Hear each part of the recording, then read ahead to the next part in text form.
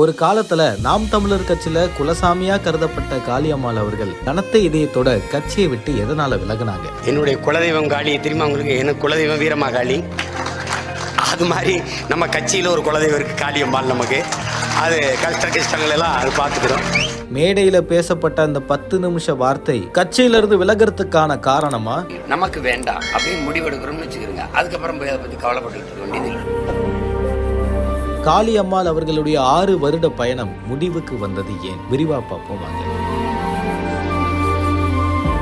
காளியம்மாள் பிரகாசன் நாம் தமிழர் கட்சியில மாநில மகளிர் பாசறை ஒருங்கிணைப்பாளரா செயல்பட்டு வந்தாங்க. கிட்டத்தட்ட 6 வருடங்களா அந்த கட்சியில பணியாற்றி வந்த காளியம்மாள் அவர்கள் இன்னைக்கு அந்த கட்சியில இருந்து அதிகாரப்பூர்வமா விலகிறன்னு ஒரு அறிக்கையை வெளியிட்டு இருக்காங்க. பல மேடைகளை கட்சியுடைய தலைமை ஒருங்கிணைப்பாளரா இருக்கக்கூடிய திரு சீமான் அவர்கள் தன்னுடைய கட்சியுடைய குலசாமியா காளியம்மாள் அவர்களை கருதுனதா மக்களுக்கு முன்னாடி தெரிவிச்சிருக்காரு. இந்த நிலையில இந்த கட்சியில இருந்து எதனால இவங்க விலகி இருக்கணும் அப்படின்னு பல கேள்விகள் போயிட்டு இருக்கக்கூடிய தருவாயில காளியம்மாள் அவர்கள் கடைசியா பேசிய மேடை பேச்சு ஒரு சர்ச்சையை உருவாக்குச்சு. சீமான் அவர்கள் படம் மட்டுமே எடுக்க போயிருந்தா அவரை ஒரு தமிழ் தேசிய தலைவரா நம்மலாம் கருதி இருக்க மாட்டோம். ஒரு 10 நிமிஷம் பேச்சு இவ்வளவு பெரிய தாக்கத்தை கொடுத்திருக்குன்னு அவங்க பேசியதை கேட்ட பிறகு பதிலடியை மேடையிலே கொடுக்கிற மாதிரி சீமான் அவர்கள் பேசியிருப்பாரு. சீமானுடைய வார்த்தை பெரிய சலசலப்பா அப்பவே உருவாக்கிய நிலையில இதுதான் காளியம்மாள் அவர்கள் கடைசியா கட்சி மீட்டிங்ல கலந்துகிட்டு பேசியது அப்படின்னு கூறப்படுது. ஏற்கனவே பல குழப்பங்கள் நிலவிட்டு இருந்த இந்த தருவாயில அடுத்த மாதம் தூத்துக்குடி மணப்பாட்டுல நடைபெற இருக்கக்கூடிய அதுக்கான அழைப்புதல்ல